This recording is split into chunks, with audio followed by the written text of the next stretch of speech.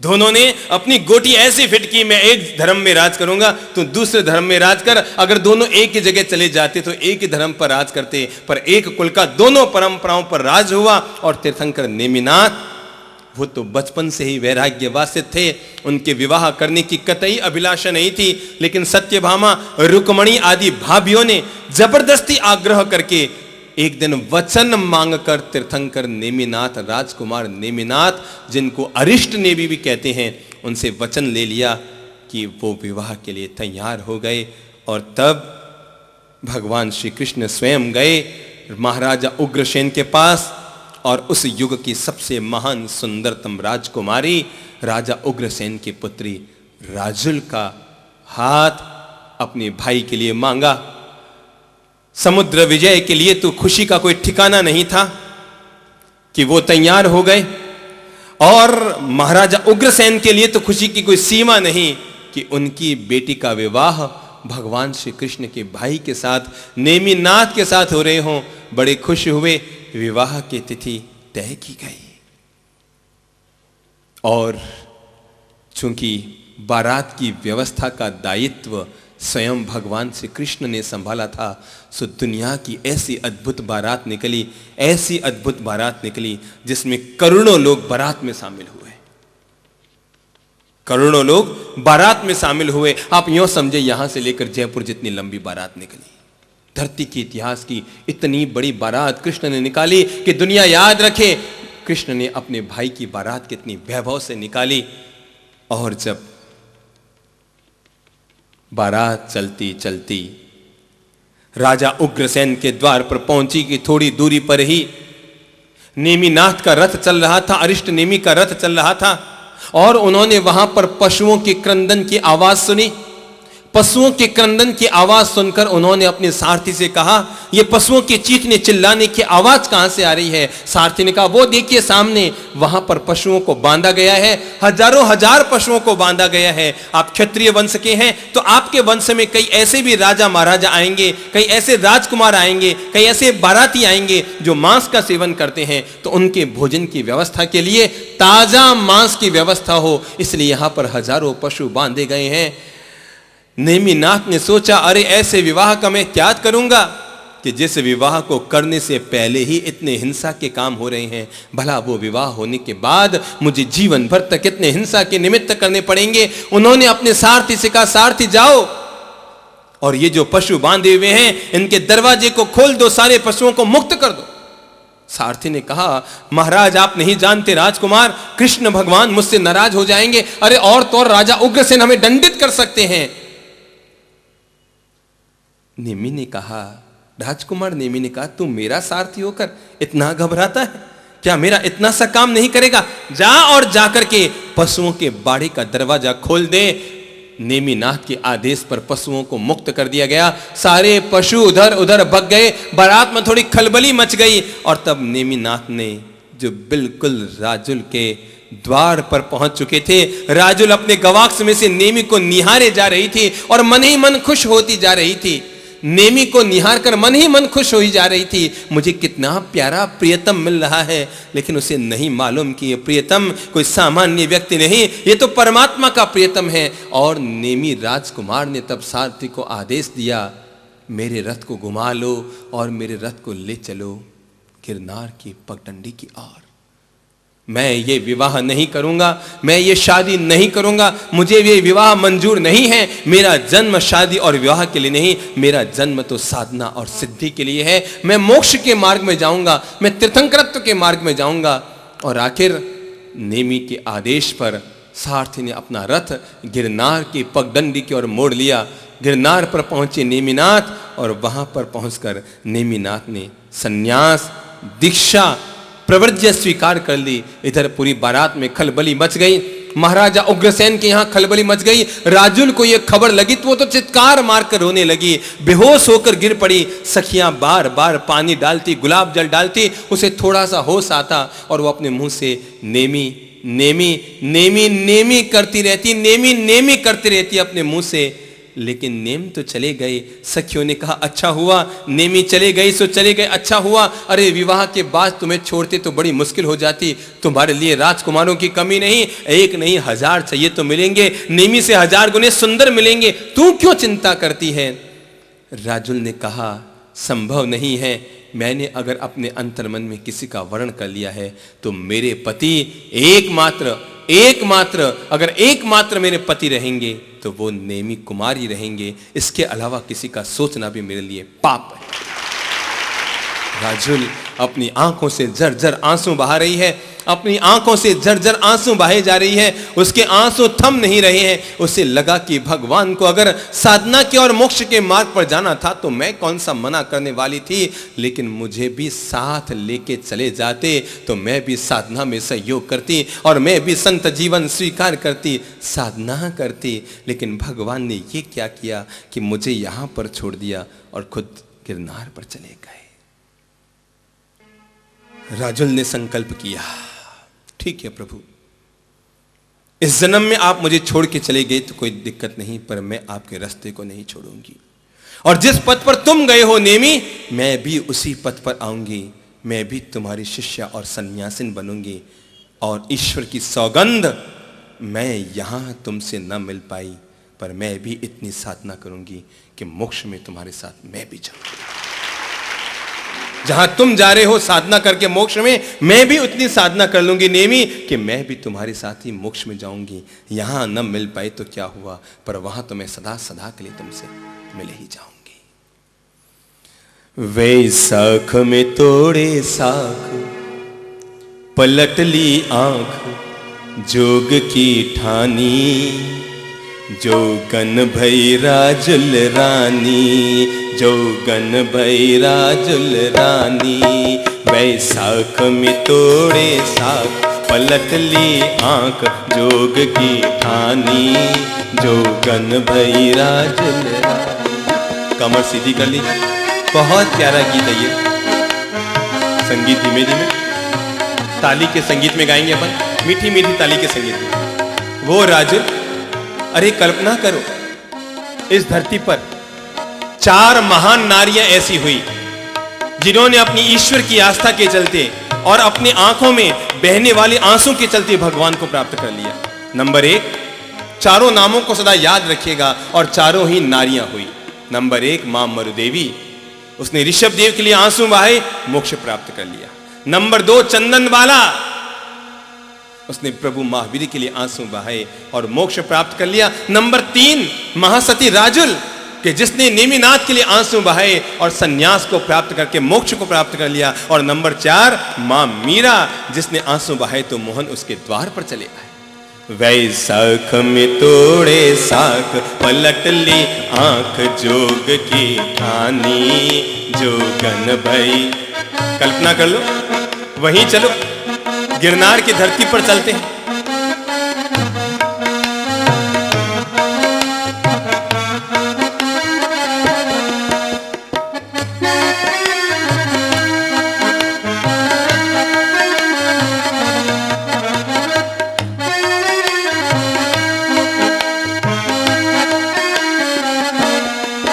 जूनागढ़ से गिरनार चली, जूनागढ़ से गिरनार चली, वो शीलवती नाजों में पली।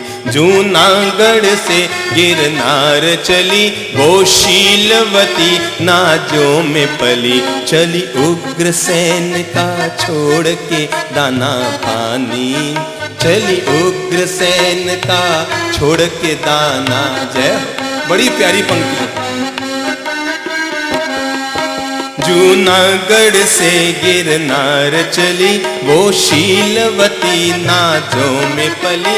जूनागढ़ से गिरनार चली, वो शीलवती नाजों में पली। चली उग्रसेन का छोड़ के दाना पानी, वो चली उग्रसेन का छोड़ के दाना पानी। जो कन भई राजुल रानी, वैसाख में तोड़े साख, पलट ली आंख जोग की ठानी, जो कन भई राजुल रानी। राजुल नारी जाति का सिरमौर है, किसी भी महिला का हाथ में न रह जाए। महासती राजुल के सम्मान में बहुत मीठी मीठा आनंद ले ले।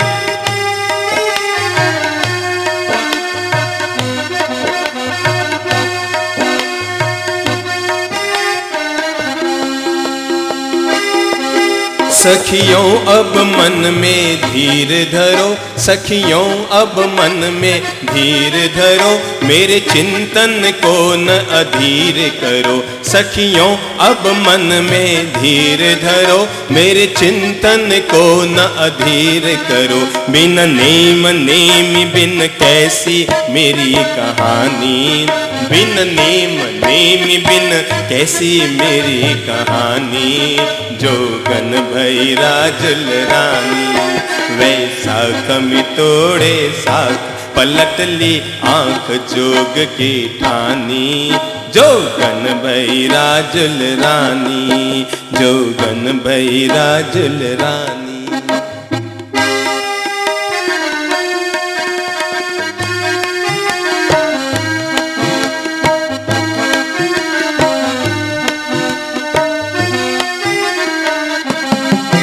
प्रभुवर की शरण में जाऊंगी, नेमी की शरण में जाऊंगी, मैं निश्चित मुक्ति पाऊंगी। नेमी की शरण में जाऊंगी, मैं निश्चित मुक्ति पाऊंगी। यही अमर सुहाग है मेरी अमर कहानी, यही अमर सुहाग है। जय हो। यही अमर सुहाग है मेरी अमर कहानी। जोगन भई राजुल रानी, वैसाख में तोड़े साख पलट ली आंख जोग की ठानी। जोगन भई राजुल रानी, जोगन भई राजुल रानी, जोगन भई राजुल रानी, जोगन भई राजुल रानी, जोगन भई राजुल रानी। उग्रसेन समझाती रह गए, सखियां समझाती रह गई, पर राजुल तो उसी रास्ते पर निकल पड़ी जिस रास्ते पर नेमी गए थे। पहुंची नेमिनाथ के पास, अपनी आंखों में झरझर आंसू बहाए जा रही थी और नेमिनाथ के श्री चरणों में पहुंचकर उनको प्रणाम किया और कहा, प्रभु आपने भी क्या गजब किया। अपनी दासी को, अपनी प्रियतमा को, अपनी आत्मा को, अपने प्राणों को आप पीछे छोड़कर आ गए। अरे जरा सोचो, आपके बिना मैं कैसे रह सकती थी। मैं भी आपके श्री चरणों पर आ गए, पर प्रभु अब अगर आपने साधना के मार्ग पर कदम बढ़ा दिए हैं तो मैं अंतराय नहीं दूंगी। प्रभु मैं आपके साथ हूं और मैं भी संकल्प लेती हूं कि मैं भी साधना के मार्ग पर अब अपने कदम बढ़ाऊंगी। और तब आंखों में आंसू भरकर उसने भगवान से निवेदन किया कि हे प्रभु, सौभाग्य कहां सहगमन करूं, सौभाग्य कहां सहगमन करूं, अनुगमन करूं ऐसा वर्तो। सौभाग्य कहां सहगमन करूं। मेरा ये तो सौभाग्य नहीं कि मैं आपकी सहधर्मिणी बनकर, आपकी पत्नी बनकर आपके साथ साथ चल सकती। अब ये मेरा सौभाग्य नहीं रहा। सौभाग्य कहां सहगमन करूं, अनुगमन करूं, यानी आपके पीछे पीछे आपकी शिष्या बनकर चल सकूं। ये तो मुझे सौभाग्य दो। सौभाग्य कहां सहगमन करूं, अनुगमन करूं ऐसा वर दो। जो हाथ हाथ में नहीं दिया वो हाथ शीश पर दो। जो तुमने हाथ मेरे हाथ में ना दिया प्रभु, केवल इतनी कृपा करो कि आज मैं तुम्हारी शरण में आ गई हूं, तो ये दोनों हाथ मेरे हाथ में भले ही मत दो, पर मेरे सिर पर रखने का सौभाग्य तो मुझे दे ही दो। और तब नेमिनाथ ने, धरती के इतिहास में ऐसी पहली घटना हुई जब नेमिनाथ ने अपनी ही होने वाली पत्नी, होने वाली क्या हो ही चुकी थी, अपनी ही पत्नी को अपने हाथों से दीक्षा, सन्यास, साधना का वो पवित्र मार्ग दिया। अरे कोई पुरुष हो तो तीर्थंकर नेमी जैसा, और अगर कोई नारी हो तो राजुल जैसी। और श्रावण शुक्ला छठ के दिन महाश्रमणत्व भगवान ने स्वीकार किया और उनकी प्रथम शिष्या उनकी होने वाली पत्नी राजुल बनी। भगवान ने 1000 वर्ष तक अपना आयुष्य पूर्ण किया। इस धरती पर प्रेम, शांति और धर्म का मार्ग वे फैलाते रहे। और आषाढ़ शुद्ध अष्टमी के दिन, आषाढ़ शुक्ला अष्टमी के दिन गिरनार की पवित्र पहाड़ी पर भगवान ने अपनी नश्वर काया का त्याग किया और उनकी वो निर्धूम ज्योति दिव्य सत्ता में, मोक्ष में, परिनिर्वाण में, मुक्ति में समाहित हो गई और इस तरह भगवान का निर्वाण हो गया। बोलिए तीर्थंकर नेमिनाथ भगवान की जय हो। जिनका नाम लेने मात्र से जिह्वा धन्य हो जाती है, वो तीर्थंकर थे भगवान श्री आदिनाथ, भगवान श्री ऋषभदेव की वेदों में भी जिनकी गाथाएं गाई गई, वेदों में भी जिनकी स्तुति की गई, वेदों में भी जिन्हें भगवत पुरुष स्वीकार किया गया, वो हुए तीर्थंकर आदिनाथ। वे ही आदिनाथ कि जिनसे 24 तीर्थंकरों की धारा शुरू हुई, जिनसे लोगों ने लिखना, बोलना, पढ़ना, खाना, पीना, कमाना और लेखन की कला, अस्सी मसी, कृषि, खेती करने की सारी कलाएं जिनसे सीखी, वे ही तीर्थंकर आदिनाथ हुए। भगवान श्री आदिनाथ तीर्थंकरों की धारा के प्रथम तीर्थंकर हैं। भले ही हम महादेव कहें या आदिनाथ कहें, दोनों ही हिमालय के वो परम पावन भगवान हैं कि जिनके नाम स्मरण मात्र से हमारी जिह्वा धन्य हो जाती है। कहते हैं अयोध्या नगरी में चैत्र कृष्णा अष्टमी के दिन नाभि राजा की महारानी मरुदेवी की कुक्षी से भगवान श्री ऋषभदेव का जन्म हुआ। उस समय कल्प वृक्ष की परंपरा थी और कोई भी व्यक्ति न तो खेती करता था, न मेहनत करता था, न भोजन बनाता था। जिसको जब भूख लगती कल्प वृक्ष के पास जाता, निवेदन करता कि हमें भूख लगी है, कल्प वृक्ष उन्हें अपने आप भोजन दे देता और लोगों का पेट भर जाता। लेकिन धीरे धीरे कल्प वृक्ष होने बंद हो गए, कम हो गए और आखिर सारे नगरवासी, सारी जनता इकट्ठी होकर राजकुमार ऋषभदेव, ऋषभ कुमार के पास पहुंची और जाकर निवेदन किया कि इस तरह कल्प वृक्ष होने बंद हो गए हैं, अब हम भोजन कैसे करेंगे, पेट कैसे भरेंगे। तब भगवान ने खेती की कला सिखाई, अस्सी मसी, कृषि, ये सारी कलाएं भगवान ने मानव जाति को दी।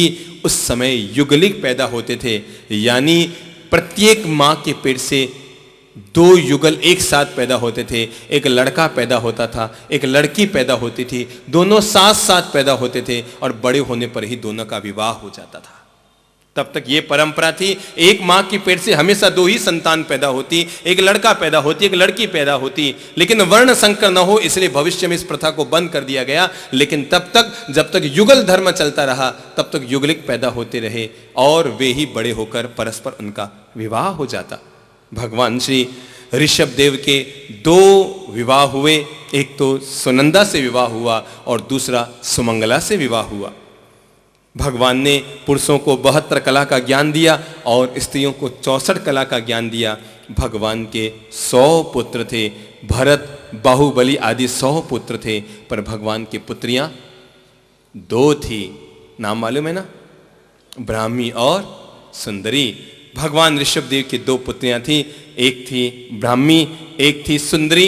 2 भगवान की पुत्रियां थी और भगवान के जब सारे पुत्र आत्मनिर्भर हो गए तो भगवान ने चैत्रवदी अष्टमी के दिन केश लुंचन करके प्रवर्ज्या दीक्षा स्वीकार कर ली। समस्त तीर्थंकर 5 मुष्टि का लोच करते हैं, पर भगवान ऋषभदेव ने 4 मुष्टि से ही लोच किया। जब उनके 2 इधर के बाल बचे रह गए लंबे लंबे, तो इंद्र ने कहा प्रभु ये आपके बाल बड़े सुनहरे लग रहे हैं, बाकी बाल तो आपने हटा लिए, लेकिन पीछे जो बाल आपके लटक रहे हैं वो ये बड़े सुंदर लग रहे हैं मुझे, अगर आप मुझ पर कृपा करें तो इन बालों को मत हटाइए। और भगवान ने इंद्र का मन रखने के लिए अपने वे बाल न हटाए और इस तरह भगवान ने केवल 4 मुट्ठी का ही लोच किया। भगवान वहां से रवाना हुए साधना के लिए, दीक्षा प्रवर्ज्या स्वीकार करके साधना के मार्ग पर रवाना हुए। नगर नगर में जाते, गांव गांव में जाते, लेकिन जहां पर जाते कोई उन्हें हाथी घोड़ा सामने लेकर आता, कोई राजा उनके सम्मान में आता, कोई हीरों का थाल लेकर आता, कोई मोतियों की माल लेकर आता, कोई सोने के थाल लेकर आता, कोई अलग अलग धन लेकर भगवान को चढ़ाने के लिए आता। ये सोचकर कि हमारे राजा संत बन गए, हमारे यहाँ आ रहे हैं तो हम उन्हें मोती, सोना, चांदी, हीरे, जवाहरात, हाथी, घोड़ा, अपनी कन्याएं भेंट करेंगे। लेकिन भगवान तो इन सब का त्याग कर चुके थे, वो किसी को स्वीकार नहीं करते। भगवान तो आहार की तलाश में थे।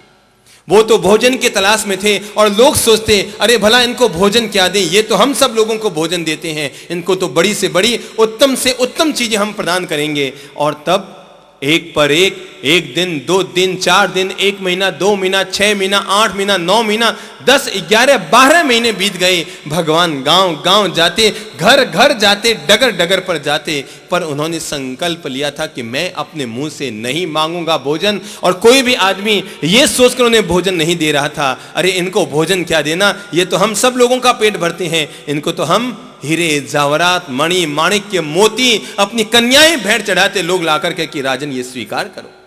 लेकिन भगवान मौन और साधना में निरंतर आगे बढ़ते गए, आगे बढ़ते गए, और इस तरह 13 महीने पूरे हो गए, लेकिन भगवान को आहार नहीं मिला। यह भी एक पूर्वोपार्जित कर्म का परिणाम था।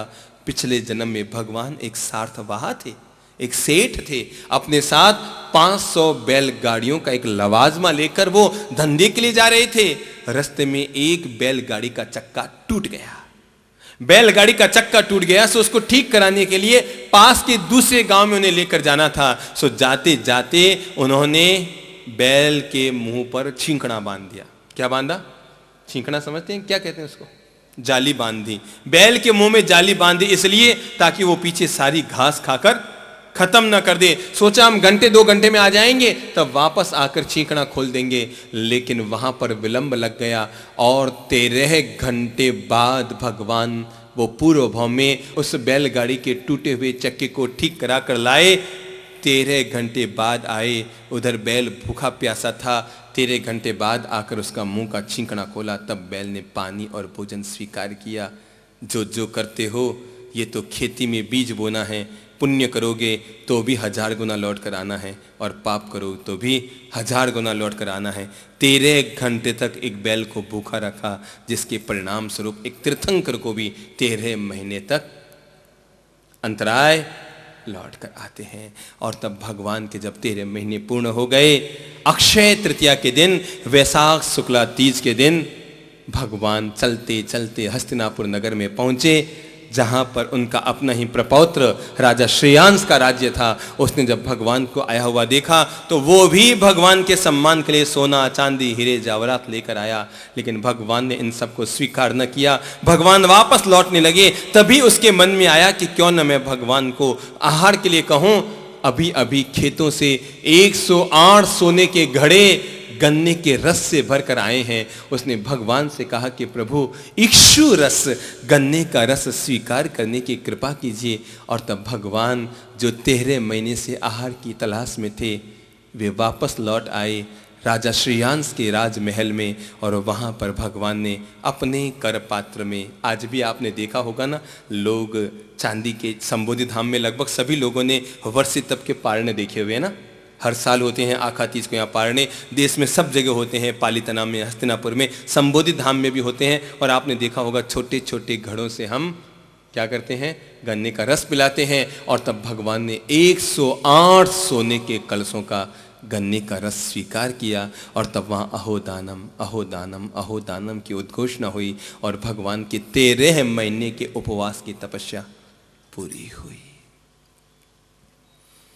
इक्षुरस से किया पारणा, आखा तीज महान, जय जय आदिनाथ भगवान, जय जय आदिनाथ भगवान।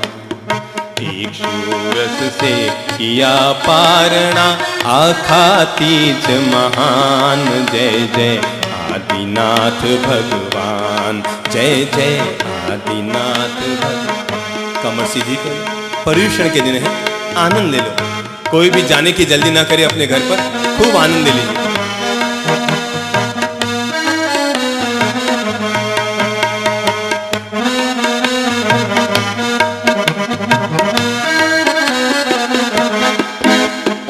ऐसा कर्म उदय में आया, 12 मास आहार न पाया, सूखी कल्पतरु सी काया, फिर भी दिल से नहीं घबराया। ऐसा कर्म उदय में आया, 12 मास आहार न पाया। सूखी कल्प वृक्ष सी काया, फिर भी दिल से नहीं घबराया, फिर भी दिल से नहीं घबराया। घर घर में नित जावे गोचरी, घर घर में नित जावे गोचरी। देवे सब सम्मान, जय जय आदिनाथ भगवान, जय जय आदिनाथ भगवान। इक्षु रस से किया पार, मीठी मीठी ताली का आनंद ले लो। जय आदिनाथ भगवान की।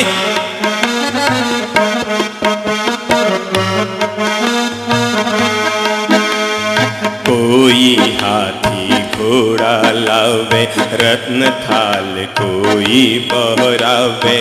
कोई हाथी घोड़ा लावे, रत्न थाल कोई बहरावे। कोई कन्या भेंट चढ़ावे, कोई कन्या भेंट चढ़ावे। प्रभु देख पाछा फिर जावे, प्रभु देख पाछा फिर जावे। घर घर में नित जावे गोचरी, घर घर में नित जावे गोचरी। देवे सब सम्मान, जय जय आदिनाथ भगवान, जय जय आदिनाथ भगवान। इक्षु रस से किया रे पारणा, आखा तीज महान। जय जय आदिनाथ भगवान, जय जय आदिनाथ भगवान।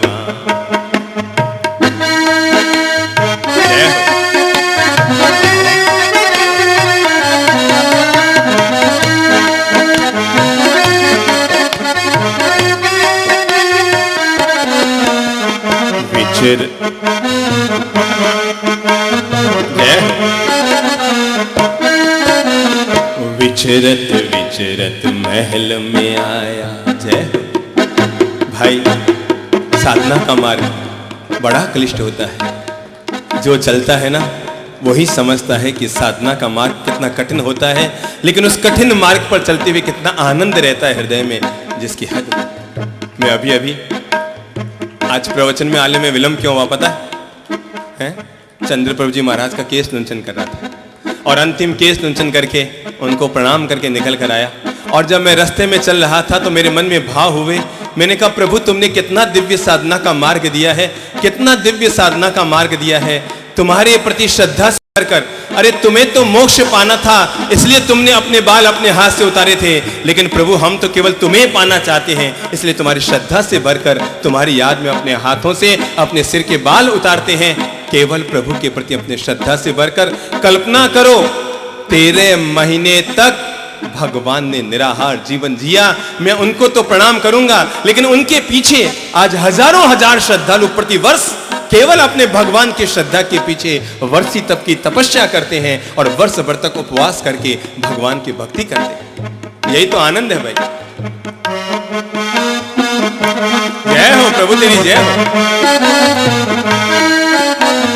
विचरत विचरत महल में आए, भगवान की भक्ति का आनंद ले लो। जिसको भी भगवान ने हाथ दिए, मुंह लटका के कुर्सी पर मत बैठे रहिए।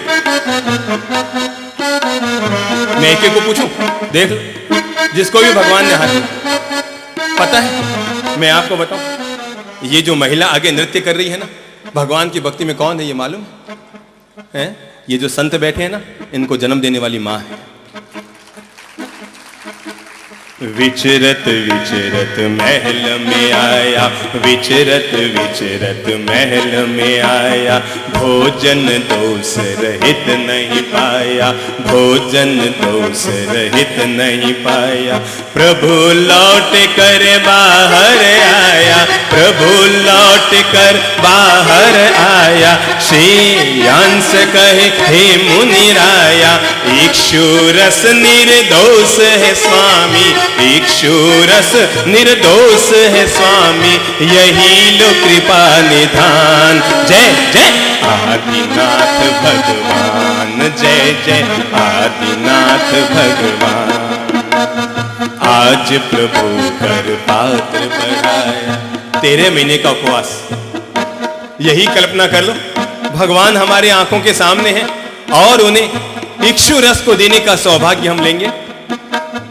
आज प्रभु कर पात्र बढ़ाया, आज प्रभु कर पात्र बढ़ाया, कुंवर से लड़ी रस बहराया, कुंवर से लड़ी रस बहराया, किया पारणा जन मन भाया, 3 लोक में आनंद छाया, घर घर हर्ष सवाया गाया, घर घर हर्ष सवाया गाया, सुर नर मंगल गान, जय जय आदिनाथ भगवान, जय जय आदिनाथ भगवान, जय जय आदिनाथ भगवान, जय जय आदिनाथ भगवान। संतों की माताएं कैसी होती है मैं आपको बताऊं? हाँ माता जी प्रणाम। ये पूरा धर्म संघ आपका आभारी है कि आपने शांतिप्रिय जैसे संत को इस धर्म संघ को प्रदान किया। संतों की माताएं कैसी होती है मैं बताऊं आपको। हम लोग एक बार बनारस में थे, हम 2 भाई अलग पढ़ाई के लिए रह रहे थे। पूज्य पिताजी महाराज शहर में रहते थे, करीबन 14 किलोमीटर दूर हम पढ़ाई के लिए रहते थे। वहाँ एक दिगंबर संत महाराज आए हुए थे, उनकी तबीयत खराब हो गई, हम भी उनके पास गए। शाम को उनकी तबीयत बिगड़ गई, रात को और ज़्यादा बिगड़ती रही और आखिर डॉक्टर ने कहा कि इनको पानी पिला दिया जाए। संत रात को पानी नहीं पीते हैं, कम से कम जिस परंपरा में हम दीक्षित हैं वहाँ तो प्राण निकल जाए तब भी। तो डॉक्टर ने कहा कि इन्हें दवा देनी पड़ेगी, इनको पानी पिलाना तो पानी तो पिलाना ही पड़ेगा, इनके कोई शरीर में पेट में कोई रोग हो गया है, पानी इनको जरूर पिलाना पड़ेगा। पर वो संत तैयार न हुआ, संत तैयार न हुआ।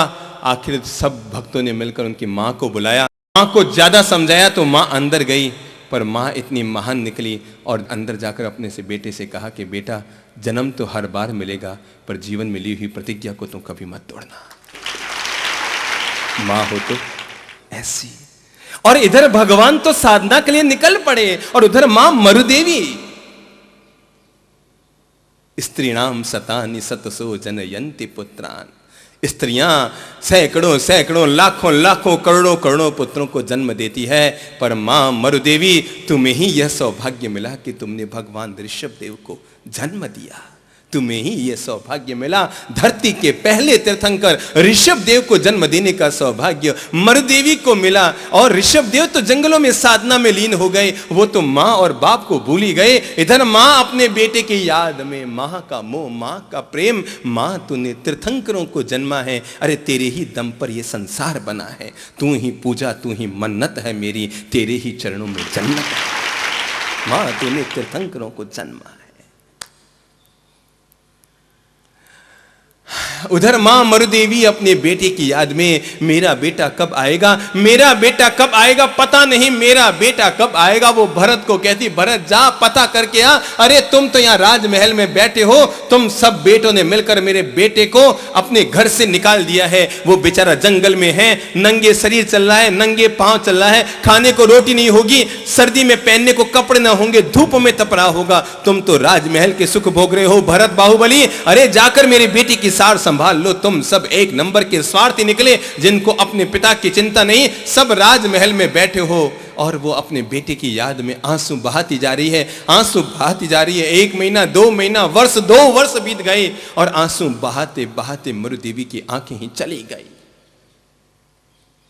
आंसू बहाते बहाते मरुदेवी की आंखें ही चली गई। एक दिन यकायक राजा भरत ने आकर अपनी दादी मां से कहा, दादी मां अरे लो लो, तुम जिनको रोज याद करती हो ना, आज ऋषभ देव हमारे सेवा में खड़े हैं। वहां तो सोने के समोसन बने हुए हैं, हीरे के मुकुट वहां पर तो लोग पहने हुए खड़े हैं। अरे तुम्हारे बेटे की रिद्धि सिद्धि समृद्धि देखेगी ना तो तू तो दंग रह जाएगी। मरुदेवी ने कहा अच्छा ले चल बेटा, मुझे ले चल।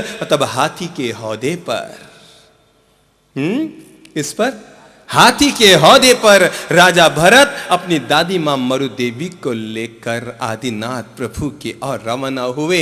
नगर के बाहर पहुंचे, बहुत दूर समोसण बना हुआ था और भरत अपनी मां से कहते, देखो दादी मां, अरे तुम नहीं देख पा रही, मैं देख रहा हूं। क्या वहां पर सोने के सिंहासन हैं, हीरों के हार जड़े हुए हैं, चांदी का समोसण बना हुआ है, सोने का समोसण बना हुआ है, रत्नों का समोसण बना है। मां, अरे तुम्हारे बेटे की रिद्धि सिद्धि तो गजब की है। मरुदेवी ने कहा, क्या सच? उसने कहा, हाँ दादी मां, बिल्कुल सच। और मरुदेवी की आंखों से फिर आंसू बहने लगे। मैं अपने बेटे के मुंह में व्यर्थ चिंता कर रही थी, वो तो खुद ही 3 त्रिलोकी का। बोल बोल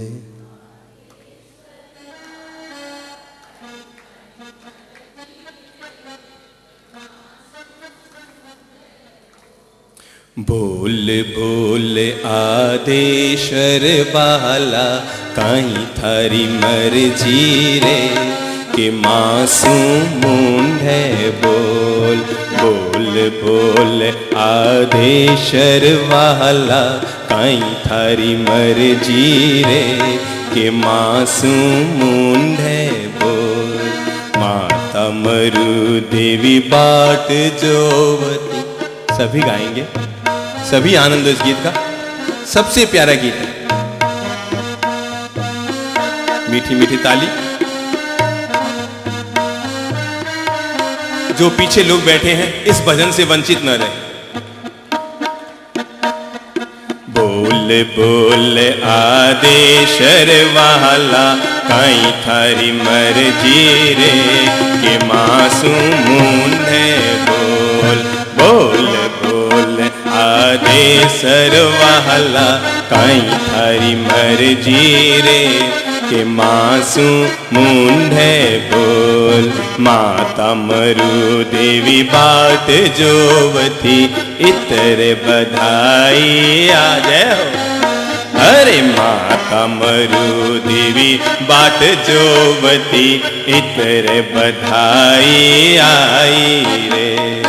आज ऋषभ जी उतरिया बाग में, आज ऋषभ जी उतरिया बाग में, सुन हर खाई रे रे, के मासूम मूंढे बोल। बोल बोल हाँ बोल बोल आदेश्वर वाला, काई थारी मर्जी रे, के मासूम मूंढे बोल। बोल बोल आदेश्वर वाला, काई थारी मर्जी रे, के मासूम मूंढे बोल।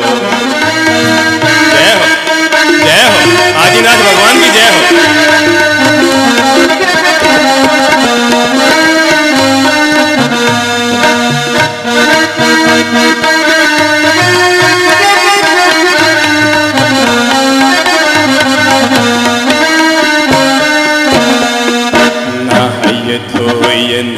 गज असवारी, करी मोरा देवी माता रे। नाय धोय ने गज असवारी, करी मोरी देवी माता ये। अरे जाय बाग में नंदन निरख्यो, जाय बाग में। हर आदमी गाले, हर आदमी गाले। अरे अपनी जीभ को धन्य कर लो, अपने कंठ को धन्य कर लो।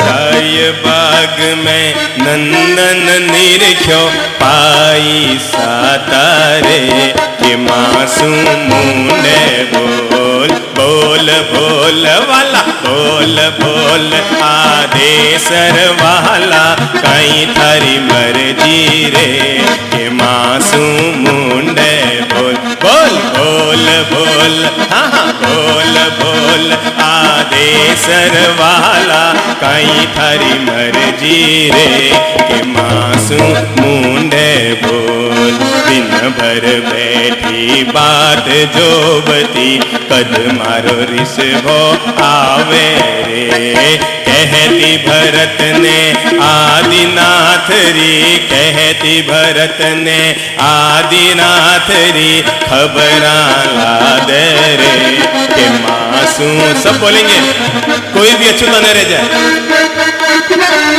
सर वाला कहीं थारी मर्जी रे के मासू मुंडे बोल बोल बोल वाला बोल बोल आदेसर वाला कहीं थारी मर्जी रे के मासू मुंडे बोल किस आदेश माँ गयो रे बालेसर तुझ बिन वनिता सुनी रे बात कहो दिल खोल लाल क्यों बन गया मुनी रे के मासू मुंडे बोल ओ लंबा मैं देऊं कटे तक पाछो क्यों नहीं बोले रे दुख जननी रो देख आदेसर हिवड़े डोले रे के मासू मुंडे बोल बोल बोल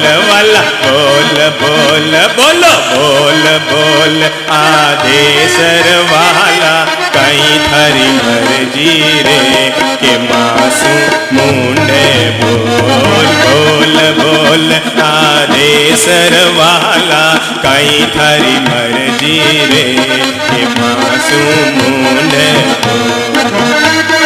जो लोग पीछे बैठे हैं जो लोग पीछे बैठे हैं देख लीजिए भीतर में अगर प्राण है आत्मा है आनंद ले लीजिए भक्ति का प्रेम से जय हो पर्युषण का दिन आदिनाथ का जन्म वांचन जय हो और बोल बोल आदेसर वाला बोल बोल बोलो बोल बोल आदेसर वाला कहीं थारी मर्जी रे के मासू मुंडे बोल मनत्य भावना भाई माता निज आत्म ने तारी अनित्य भावना भाई माता निज आत्म ने तारी रे केवल पाम्या मोक्ष सिधाया केवल पाम्या मोक्ष सिधाया बोलो केवल पाम्या मोक्ष सिधाया जन वंदना हमारी रे के मासू मुंडे बोल बोल बोल बोलो बोल बोल आदेसर वाला कहीं थारी मर्जी रे के मासू मुंडे बोल बोल बोल वाला बोल बोल आदेसर वाला कहीं थारी मर्जी रे के मासू मुंडे बोल बोल बोल आदेसर वाला कहीं थारी मर्जी रे के मासू मुंडे बोल बोल बोल अरे बोल बोल तू तो बोल बोल वाला बोल बोल आदेसर वाला कहीं थारी मर्जी रे तू मासू मुंडे और मां मुरदेवी अपने पुत्र के उस विराट वैभव को देखकर आत्म विभोर हो गई और मन ही मन अनित्य भावना भाने लगी क्या हो मैं तो व्यर्थ में ही अपने पुत्र के मोह के पीछे पागल हो गई थी अरे इसके तो रिद्धि सिद्धि के अंबार लगे हुए हैं और ये भावना भाते भाते अपने ही पुत्र को प्रणाम करने की भावना भाते भाते उस संत जीवन की अनुमोदना करते करते धरती के इतिहास में ऐसा पहली बार हुआ कि ऋषभ देव किसी तीर्थंकर को मोक्ष होने से पहले अरे बेटा हो तो ऋषभ देव जैसा जिसने अपने मोक्ष की व्यवस्था पीछे की अपनी मां का मोक्ष और मुक्ति की व्यवस्था हाथी के हौदे पर बैठे बैठे ही मां को मोक्ष और मुक्ति प्रदान कर दी हाथी के हौदे पर बैठे हुए ही मां को मोक्ष और मुक्ति प्रदान कर दी। जिस मोक्ष को पाने के लिए महावीर को 12 साल तक साधना करनी पड़ी, जिस मोक्ष को पाने के लिए ऋषभदेव को 13 महीने तक भूखा रहना पड़ा, उस मोक्ष को अपने बेटे ने मां मरुदेवी के श्री चरणों में हाथी के हौदे पर बैठे बैठे ही अपनी भाव दशा की शुद्धि, भाव दशा की मुक्ति, अपने अंतःकरण की निर्मल भाव दशा के चलते मां मरुदेवी ने अपनी बेटी की याद में कुछ आंसू बहाकर वो मोक्ष बड़े आराम से अनायास पा लिया। और मां मरुदेवी मुक्ति में, परम ज्ञान में, परम केवल दर्शन में सिद्धत्व को उपलब्ध हो गई। तीर्थंकर ऋषभदेव के 100 पुत्र थे, उनमें 2 मुख्य थे, भरत और बाहुबली। भरत चक्रवर्ती बनना चाहते थे, पर बाहुबली अपने भाई की अधीनता स्वीकार करना नहीं चाहते थे। दोनों में युद्ध होता है, युद्ध सैनिकों में होने के बजाय परस्पर मल्ल युद्ध, हस्त युद्ध, मुष्टि युद्ध, जल युद्ध होते हैं। और उस युद्ध में भरत बार बार पराजित होने लगते हैं, बार बार भरत पराजित होने लगते हैं। तब युद्ध की मर्यादा को छोड़कर भरत अपने हाथ में रहने वाला चक्र अपने भाई पर छोड़ देते हैं। भाई पर चक्र काम नहीं करता, बाहुबली की 3 परिक्रमा लगाकर वापस आ जाता है। और तब भरत को मुट्ठी मारने के लिए, मुक्के से भरत को मारने के लिए बाहुबली अपना हाथ ऊपर उठाते हैं। तब भी सोचते हैं, अहो ये क्या जमीन के टुकड़े, कौन सा नगर, कौन सा राज्य, कौन सी राजसभा, कौन से राजमहल कि भाई भाई का दुश्मन हो गया, और जिसके चलते मैं अपने ही भाई पर मुट्ठी का प्रहार कर रहा हूं। और तब वो निर्णय लेते हैं कि मैं मुट्ठी का प्रहार नहीं करूंगा, अपने भाई को मुट्ठी नहीं मारूंगा, मुक्का नहीं मारूंगा, पर उठा हुआ हाथ वापस कभी खाली हाथ नहीं जाएगा। सो ये सोचकर भाई को मुक्का मारने के बजाय अपने हाथों से अपने सिर के बाल ही तोड़ लेते हैं। और वो बाहुबली राजा नहीं रहते, रूड़ा राज महल न त्यागी, ए तो चालियो रे जाए वीतरागी, ऐनी अंतर दृष्टि जागी, ए तो चालियो रे जाए वीतरागी। और वो बाहुबली जो द्वेष से भरकर अपने भाई को मुट्ठी का प्रहार कर रहे थे, उनके भीतर वीतराग की ऐसी भावना जगी कि मुट्ठी का प्रहार भाई पर करने के बजाय अपने सिर पर मुट्ठी ले आए,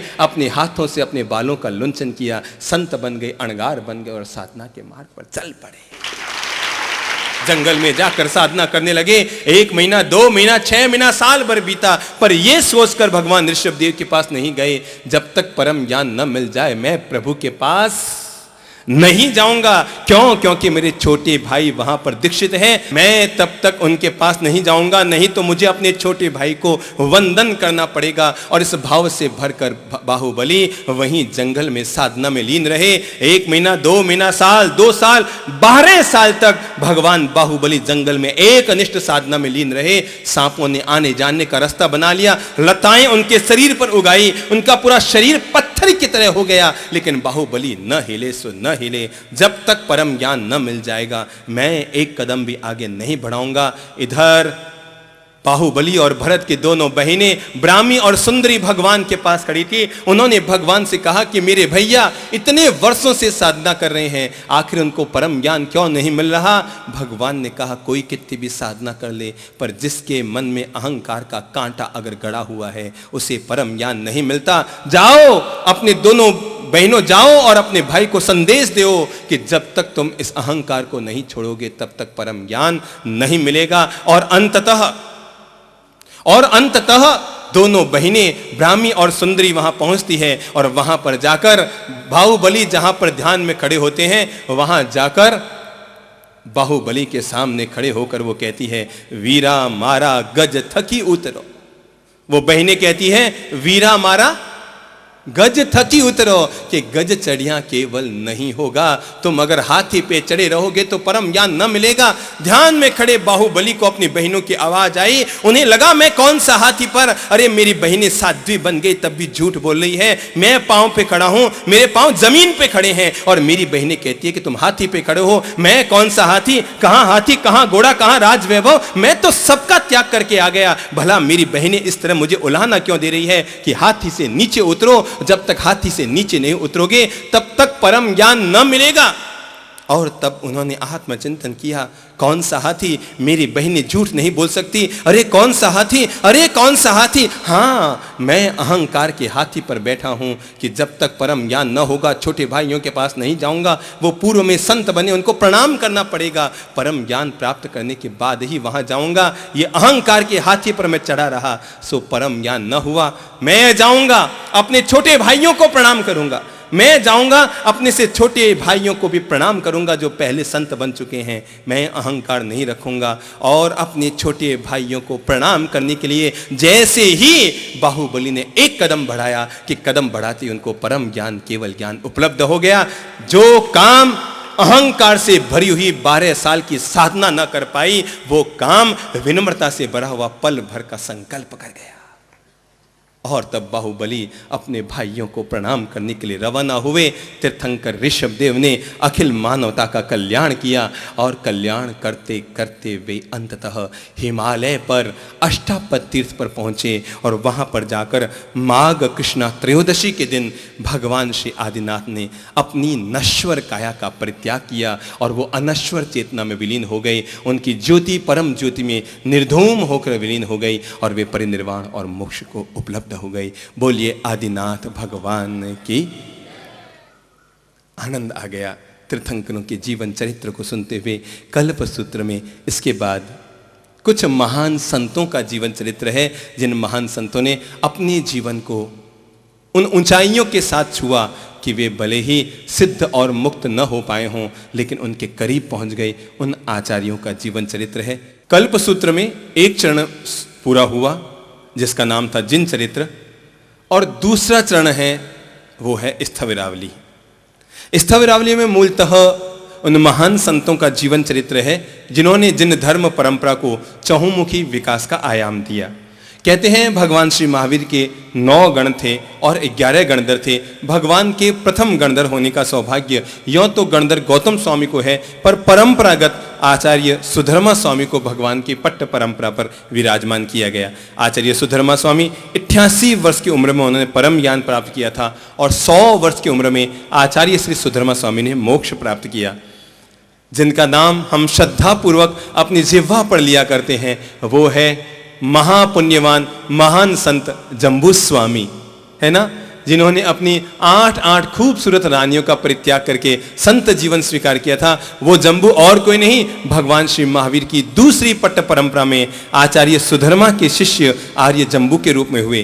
राजगृह के सेठ ऋषभदत्त की पत्नी धारिणी के पुत्र जम्बू जब वो युवा हो गए, भगवान के पावन वचन उनके हृदय को रास आ गए थे, पर माता पिता की इच्छा थी कि पहले विवाह कर लो फिर संत बनना। और तब जम्बू ने 8 महान राजकुमारियों के साथ विवाह किया।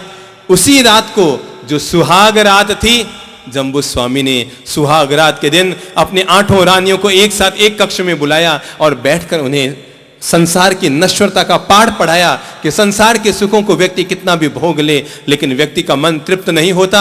मेरे अंतर मन की एक कामना है, मैं ऐसे मार्ग का वर्णन करूं जहां पर जाने से व्यक्ति का मन तृप्त होता हो, मन को शांति मिलती हो, अपूर्व शांति मनुष्य के अंतर मन को मिलती हो। मुझे ऐसा मार्ग, ऐसा रास्ता लेने की इच्छा हो रही है। रात भर अपनी अलग अलग उन 8 पत्नियों को जम्बू समझाते रहे और समझते समझते आखिर उन 8 के बात समझ में आ गई। और उन्होंने कहा ऐसा नहीं होगा कि आप हमें छोड़कर जाएं, अगर आप भी संत बनेंगे तो हम भी 8 संत बनेंगे।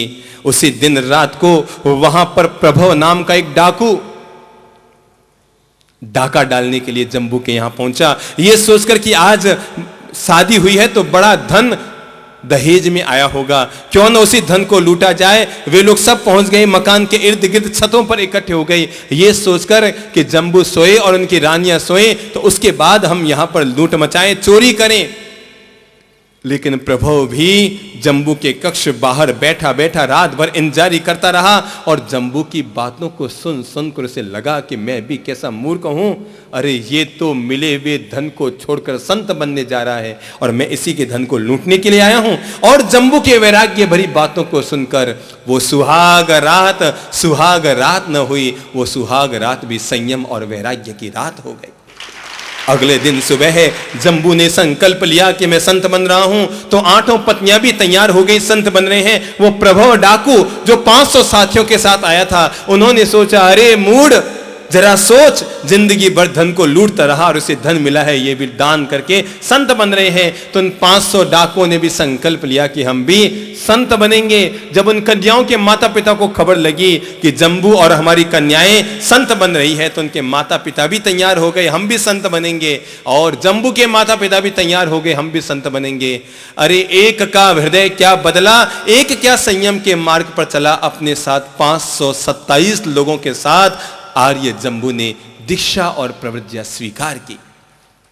527 लोगों के साथ जम्बू ने दीक्षा स्वीकार की और वे आर्य सुधर्मा के पट्ट पर हुए, जम्बू स्वामी के पट्ट पर आर्य प्रभव हुए और आचार्य प्रभव के पट्ट पर आर्य संयमभव हुए। संयमभव जब दीक्षा ली तो उनकी पत्नी गर्भवती थी और दीक्षा लेने के बाद पत्नी ने जन्म दिया बच्चे को। बच्चे का नाम था मनक।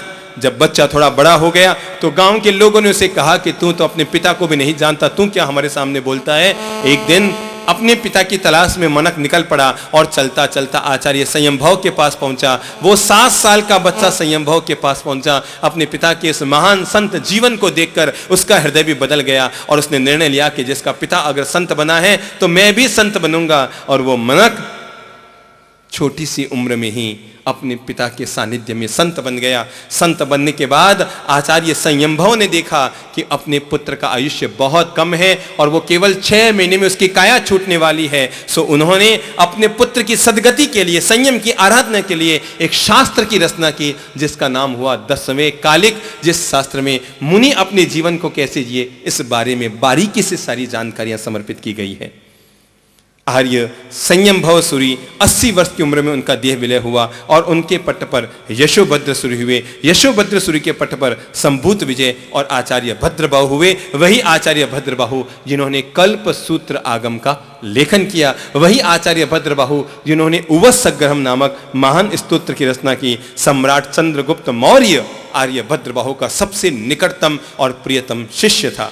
आर्य भद्रबाहु के उत्तराधिकारी हुए, उनके पट्ट पर विराजमान हुए, उनके शिष्य हुए आचार्य स्थूलीभद्र। वे ही स्थूलीभद्र कि जिनके लिए हम मंगल पाठ गुनगुनाया करते हैं। मंगलम भगवान वीरो मंगलम और मंगलम स्थूलीभद्राद्या जिन धर्मोस्तु मंगलम। एकमात्र यही ऐसे संत हुए जिन्होंने मंगल पाठ में जगह पाई, आचार्य स्थूलीभद्र। यही आचार्य स्थूलीभद्र कि जिनका पहला चौमासा संत बनने के बाद उन्होंने एक वेश्या के जीवन को सुधारने के लिए, एक गलत राह पर चलने वाली नारी के जीवन को सुधारने के लिए उस नगर की जो सबसे प्रसिद्ध, सबसे महान यानी कि सबसे प्रमुख जो वेश्या मानी जाती थी, कोसा वेश्या के यहाँ उन्होंने अपना पहला चातुर्मास किया।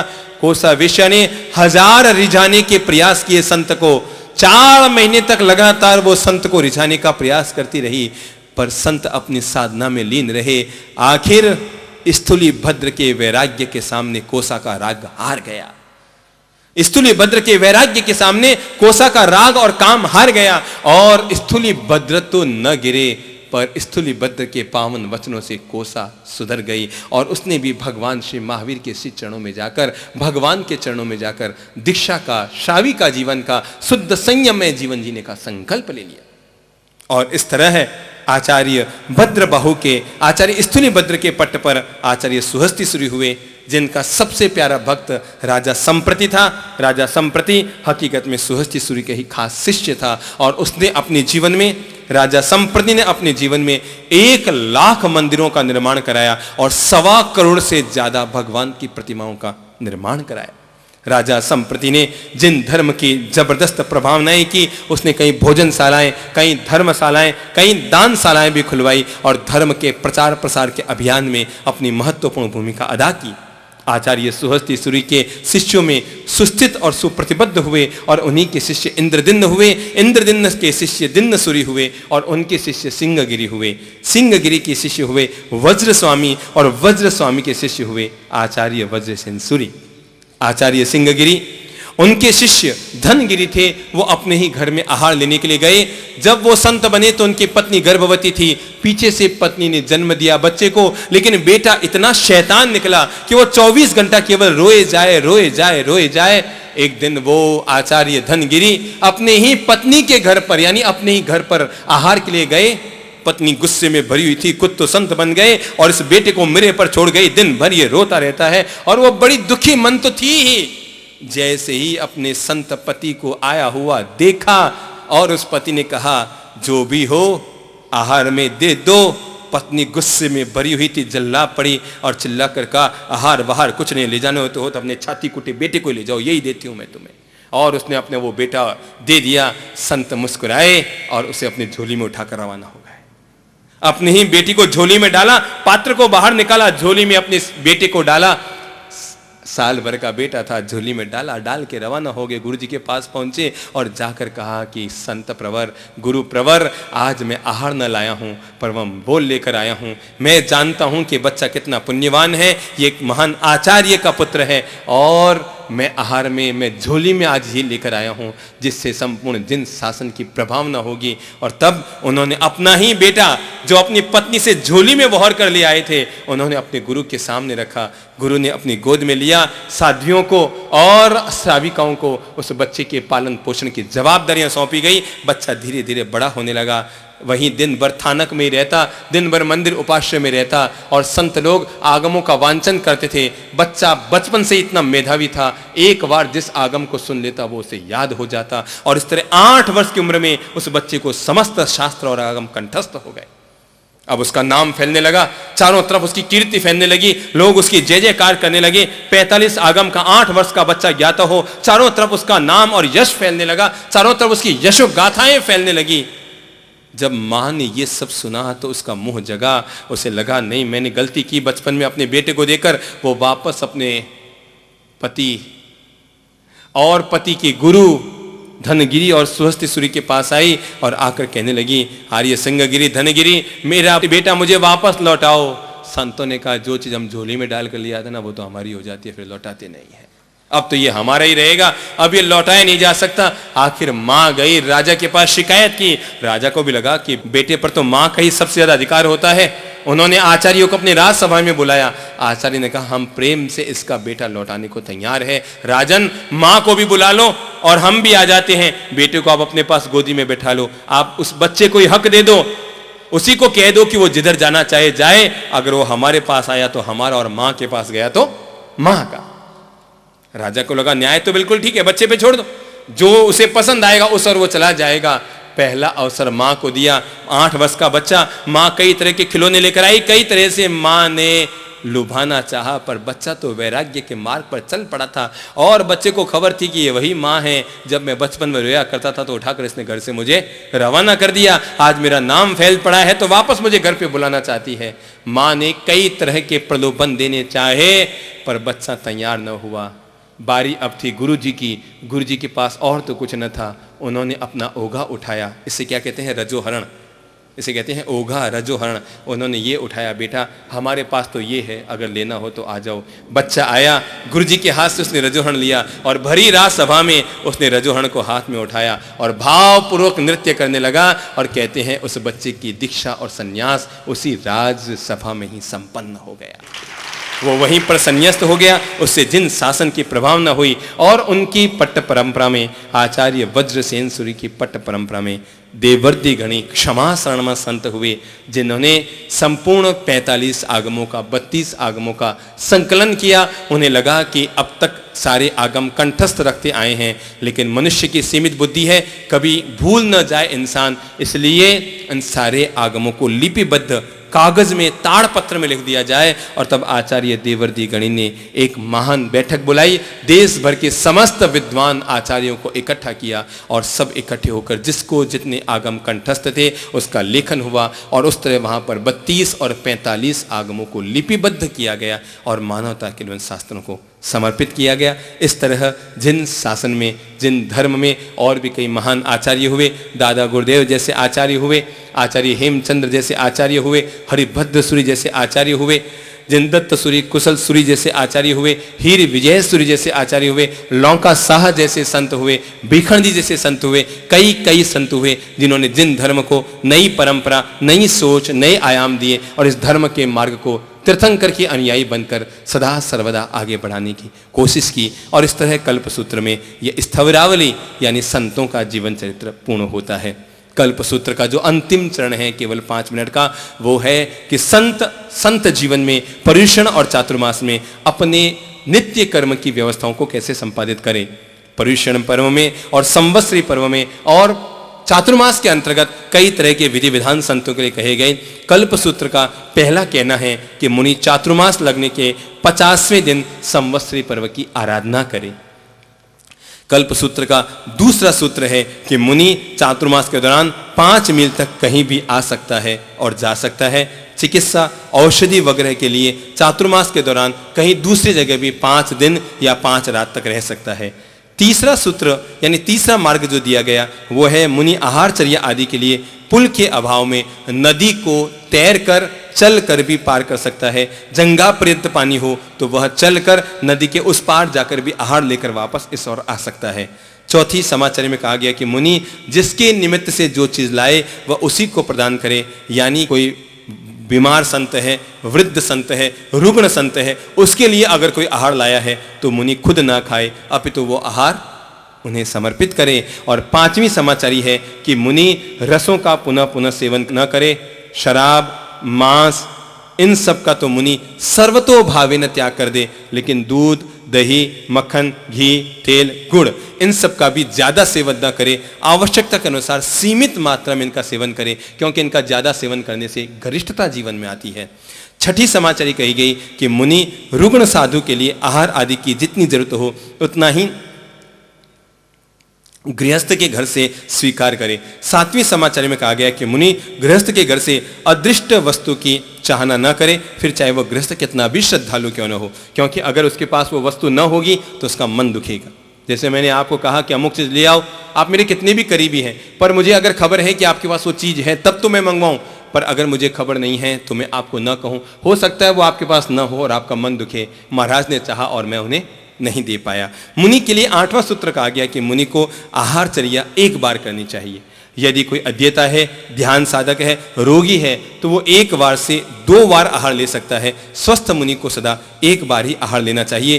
तपस्वी के लिए 1 उपवासी को 1 बार, 2 उपवास करने वाले को 2 बार और 3 उपवास करने वाले को 3 बार तक आहारचर्या का विधान दिया गया। 9वीं समाचार के अनुसार साधु को अचित्त जल का ग्रहण करना चाहिए। पानी को अचित्त करने के उपाय बताए हैं, उसमें आंवला डाल दे, इमली डाल दे, जौ डाल दे, चावल डाल दे तो वो धोवन का पानी हो जाता है। और धोवन जल और नारियल के जल को मुनि स्वीकार कर सकता है। वह उबले हुए पानी को भी ले सकता है। 10वीं समाचारी में संख्या दत्तिक कि मुनि एक सीमित मात्रा में भोजन स्वीकार करे। ऐसा नहीं कि जो मिला सो खाया ही जा रहा है, मैं 5 कौर खाऊंगा, 10 कौर खाऊंगा, 20 कौर खाऊंगा, लेकिन एक संख्या निर्धारित कर ले कि इससे ज्यादा मैं भोजन नहीं करूंगा। मुनि के लिए कहा गया, वो 11वां नियम बताया गया कि मुनि अपने प्रवास स्थल से 7 घर छोड़कर आहारचर्या करे, क्योंकि जो निकटवर्ती घर होता है वहां अगर बार बार जाएंगे तो उसका मन भर जाएगा कि महाराज तो जब भी देखो हमारे घर पर आ जाते हैं। तो थोड़े दूर दूर के घरों में भी आहारचर्या के लिए जाने की कोशिश करें। 12वां नियम मुनि के लिए बताया गया कि मुनि बारिश के दौरान आहारचर्या आदि के लिए न जाए। 13वीं नियम के अंतर्गत बताया गया कि मुनि खुले मैदान में या जहां पर छत न हो, ऊपर छत जरूर हो, जहां पर छत न हो ऐसे स्थान पर बैठकर भोजन न करें। 14वां नियम बताया गया कि मुनि रुग्ण मुनि को बिना पूछे उसके लिए आहार लेकर न आए। 15वां नियम बताया गया कि मुनि गीले कपड़ों में न रहे और न ही गीले कपड़ों में भोजन करें। 16वां नियम मुनि के लिए बताया गया कि मुनि यत्नपूर्वक अपनी गतिविधियों को सजगता पूर्वक पूरा करे और सूक्ष्म जीवोत्पत्ति की संभावना को देखते हुए पड़लेहन आदि भी करता रहे। 17वां नियम मुनि के लिए बताया गया कि मुनि आहार विहार के लिए गुरु से अनुमति ले और उनकी आज्ञाओं का सम्मान करे। 18वां नियम बताया गया कि मुनि अपने वस्त्र, पात्र आदि समय समय पर धूप में रखता रहे और धूप में रखने के बाद समय बीतने पर वापस उसे अपने समेटने की पूरी सजगता रखे। 19वें नियम के अंतर्गत बताया गया कि मुनि सोने एवं बैठने के लिए तख्ती या चौकी का प्रयोग करें, क्योंकि कच्चे मकानों में जीव जंतु रह सकते हैं। मुनि अगर नीचे सोएगा तो मुनि को खुद को भी दिक्कत हो सकती है और जीव जंतुओं के विराधना का दोष भी लग सकता है। 20वां नियम बताया गया कि मुनि को समिति एवं गुप्ती का पालन करना चाहिए। उन स्थानों का प्रतिलेखन करना चाहिए जहां पर वह स्टंडल या विसर्जन करता है। 21वें समाचारी यानी 21वां नियम बताया गया कि मुनि वर्षावास में मिट्टी आदि के 3 पात्र अपने पास रख सकता है। 22वें नियम में बताया गया कि मुनि केश लुंचन करे, लेकिन अगर कोई वृद्ध है, कोई रुग्ण है, कोई असमर्थ है तो वह कैंची या छुरे से मुंडन भी करवा सकता है। 23वें नियम में कल्पसूत्र ने कहा है कि साधु साधियों को, मुनिजनों को ऐसा वचन कतई नहीं बोलना चाहिए जो अप्रिय हो या क्लेशकारी हो। हमेशा मधुर वचनों का प्रयोग करना चाहिए, परस्पर सौहार्द बनाए रखना चाहिए और संवत्सरी पर्व बीत जाने पर उस दिन अपने द्वारा की हुई छोटी से छोटी गलती के लिए भी मिच्छामि दुक्कड़म यानी आई एम सॉरी, मैं क्षमा मांगता हूं, मिच्छाम दुक्कड़म के पाठ का अवश्य उच्चारण कर लेना चाहिए। 24वां नियम दिया गया, मुनि संवत्सर के दिन स्वयं से जाने अनजाने में हुए अपराधों के लिए क्षमा प्रार्थना करे। वाणी के दोस्तों फिर भी पहचान लिए जाते हैं, लेकिन मन में विकल्प बार बार उठ सकते हैं और उन विकल्पों में व्यक्ति किसी प्रकार का कोई गलत काम, गलत अपराध या किसी के प्रति गलत सोच बना सकता है। तो संवत्सरी के दिन अपने द्वारा किए गए उस हर अशुभ क्रियाकलाप के लिए, जिसको हम कल और परसों 2 दिन संपन्न करेंगे, उस दिन व्यक्ति अंतःकरण से क्षमा याचना अवश्य कर ले, अपने वैर विरोध और कषाय को समाप्त कर ले। 25वां नियम मुनि के लिए कहा गया कि मुनिजन चातुर्मास के निर्धारित मकान की आवश्यकता पड़ने पर परिवर्तन कर सकते हैं, जैसे बाढ़ आ जाए या उपाश्रय मकान आदि ढह जाए। 26वां नियम बताया गया कि शिष्य आहारचर्या इत्यादि के लिए जाते समय गुरु को यह बता कर जाए कि मैं किस दिशा में जा रहा हूं, ताकि किसी प्रकार की आवश्यकता पड़ने पर मुनि को ढूंढा जा सके। 27वां नियम मुनि के लिए बताया गया कि मुनि चातुर्मास के दौरान चिकित्सा आदि व्यवस्था के लिए 32 मील तक जा सकता है और वापस लौटकर आ सकता है। कल्पसूत्र में इस तरह मुनि जीवन को होश पूर्वक, सजगता पूर्वक, विवेक पूर्वक, यत्ना पूर्वक जीने के कुछ पावन नियम दिए गए, जो मुनिजनों को इन सब बातों का अपने जीवन को जीते समय ध्यान रखना चाहिए। इस तरह विगत 6 दिनों में हमने कल्पसूत्र का पारायण किया, तीर्थंकरों के जीवन चरित्र को सुनने का सौभाग्य पाया, कुछ जिन धर्म परंपरा के नियमों की हमने जानकारी प्राप्त की, लेकिन इसके बावजूद ऐसा कोई वचन जिस वचन ने आपके मन को कोई पीड़ा पहुंचाई हो या धर्म परंपरा के विरुद्ध किसी भी प्रकार का कोई वचन उच्चारित हुआ हो, तो अपनी अज्ञान दशा के लिए स्वयं को अज्ञानी मानते हुए मैं वीतराग प्रभु से और आप सब लोगों से क्षमा प्रार्थना करता हूँ, क्षमा याचना करता हूँ।